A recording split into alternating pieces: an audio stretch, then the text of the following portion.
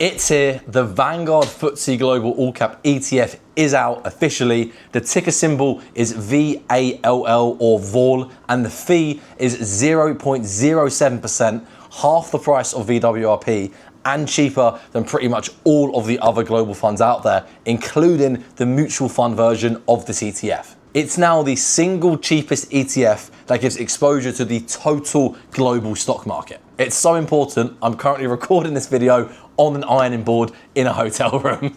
But to stay on track, it's the equivalent to VT for US investors, which is a 0.06% expense ratio. And as I mentioned, it's cheaper than Vanguard's FTSE Global All Cap mutual fund as well, which is my own largest investment. I've been covering this ETF all year and I'm buzzing that it's finally out. Is this now the one fund to rule them all? Is it now time to vol and chill? Let's discuss, because in this video, we're gonna go through the fund page. We'll then come on to when it will be available on your broker and whether you should switch to it or start using it. I'll tell you my own personal plan too. This though is Vanguard's official announcement. Two other ETFs are also now available, both of which are very interesting too. If you'd like me to cover those in a separate video, just let me know. But here it is, the main event, the official fund page of the FTSE Global All Cap ETF, now up on Vanguard's UK website. It is a little bare as the ETF has literally just launched, but let me take you through the key details on the fund page. So the inception date, as you can see down here, is the 18th of August 2026, although I believe it only started trading on the London Stock Exchange on the 20th of August. And actually on that point, it is listed on a few stock exchanges,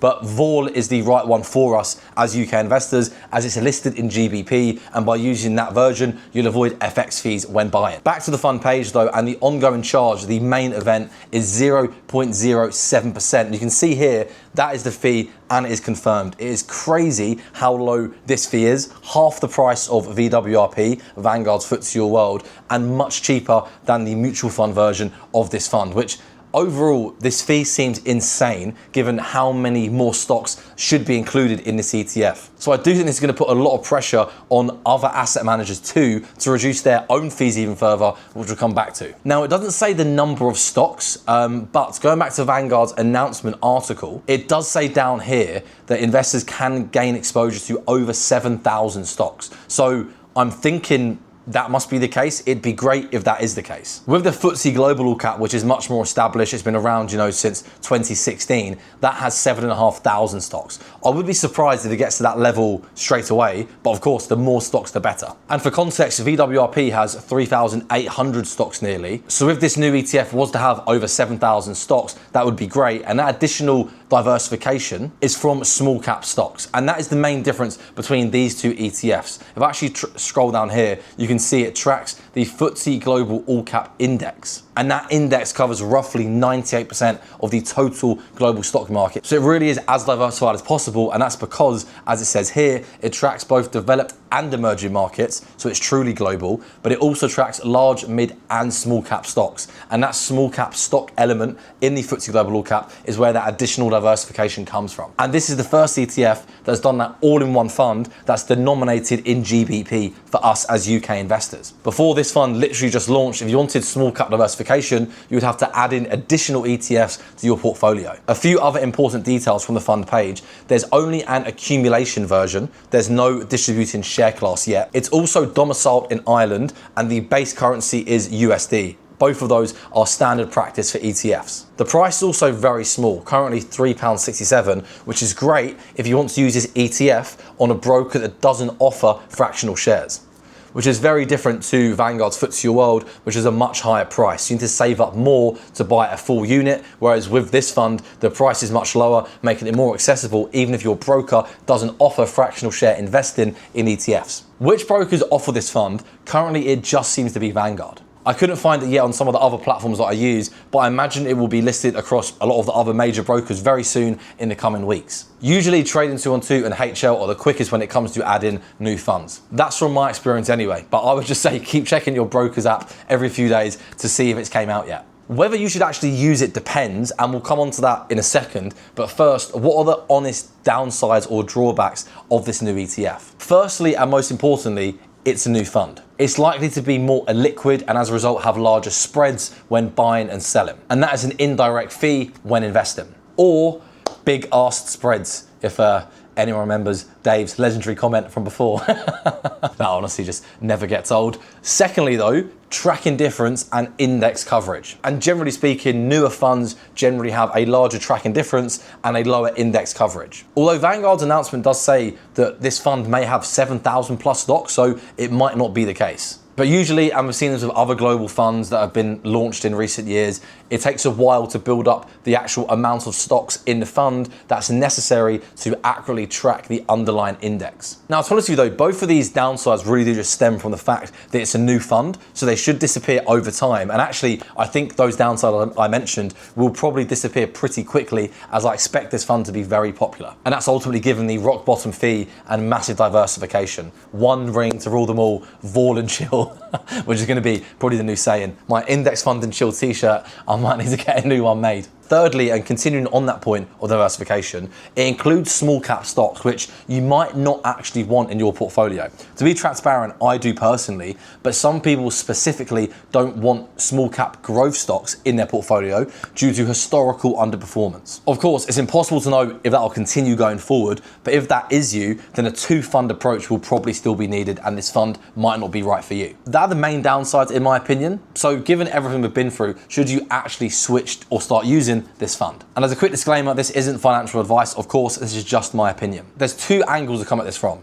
Firstly, is it time to switch away from the mutual fund FTSE Global All Cap to this new ETF? I'd say this answer is more straightforward, and the honest answer is probably. I'm currently in this predicament myself. I mean, the current fee of the mutual fund is 0.23%, which is much larger than this new ETF, and they should really be given the exact same performance. I have around £120,000 currently in the mutual fund across a few accounts, and that will save me roughly £200 per year on fees. And as my portfolio grows, that fee saving is only going to get larger. So it'll save me a lot in fees if I was to switch to this, especially when compounded. You will have to sell the mutual fund and then rebuy the ETF, so you will be out of the market maybe for a day or two, but it's unlikely to have much impact in all honesty. For me personally, I think I probably will switch to this, but I will wait a few months to decide whether to switch. Just because it's a lot of money for me, this mutual fund is still the bulk of my total investment portfolio. It's over 50% of all of my investments. And I want to actually ultimately see how many stocks are in the new ETF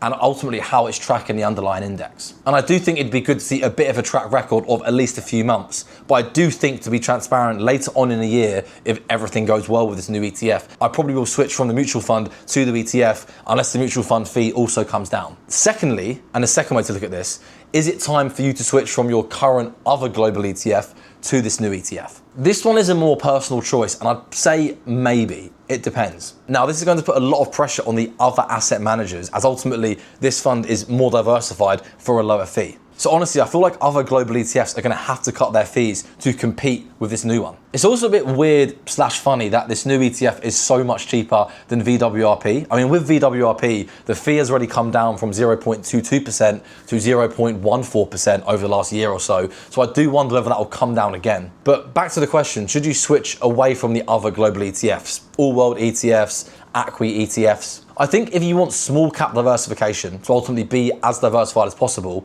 then it's probably worth it. If you want a one and done type approach, then once again, it's probably worth it. You can vol and chill. But the most important things to be aware of when switching are spread fees, trading fees, and triggering capital gains. You always pay spread fees when buying and selling ETFs, which is an indirect fee of investing. Your platform, if it's an older school, more legacy broker, may charge you a trading fee, which is another cost to consider. And thirdly, if you're selling in a general investment account, this could trigger capital gains tax for you to pay. I think with the first two, it probably is still worth switching in most cases. But with the third one, if it is in the GIA and you're going to pay a load of capital gains tax, then it might not be worth switching because the fee saving might not offset any massive amount of tax that's due. But of course, if you're switching inside an ISA or a SIP, then that CGT trigger doesn't impact you, which is why it's ultimately up to you and it does depend on the specific situation. But you could alternatively keep your current ETFs where they are and then just start a new position in this new ETF. If you haven't started investing yet though, or are starting a new account for whatever reason, then I would say it would be very tempting to just use this fund and have this as the core investment or even the sole investment in your account. And actually, if you are looking to start investing or using the platform, I'll link my top offers page down below. Some brokers do have a sign-up offer if you join them. But yeah, let me know what you think and whether you are going to use this ETF in the comments down below. When I heard the news yesterday, I was obviously buzzing. I was getting a load of YouTube comments and messages, and it's great that this ETF is finally out because I've been banging on about the mutual fund online for nearly 7 years now. So it's great there's now an ETF version that's available, and ultimately ETFs are more accessible, particularly on those zero commission brokers. So now essentially, hopefully soon, once it comes out onto those platforms, the whole of the UK will have access to the FTSE Global All Cap now finally in ETF form, which also actually means I'll need to update my global index fund cheat sheet once again. But yeah, that's fine. I'll do that over the weekend. And it also brings my updates of this fund, which I've been covering all year, to an end. But yeah, I'm really excited that this is out. That level of diversification, potentially 7,000 plus stocks for such a rock bottom fee, is a game changer for us in the UK. And it's a fee that's similar to what US investors get in an equivalent fund, which means we're finally catching up, which is also great. I think that's pretty much everything. But yeah, once this ETF does have more of a track record and there's more details on the fund page, I will do a full fund analysis deep dive going through it all. So make sure you subscribe so you don't miss that video coming soon. And in the meantime, let me know your thoughts down below. I will link another investing video on screen that you may find useful. Actually, I'll link the should you switch global ETF video, because that might be a key consideration for a lot of people watching. Thanks for watching, have a good day, and I can safely say I've finally now recorded a video on an ironing board in a hotel room, which I never thought I would say, but that is literally the one exception for the FTSE Global All Cap. Thanks for watching, and I'll see you in the next video.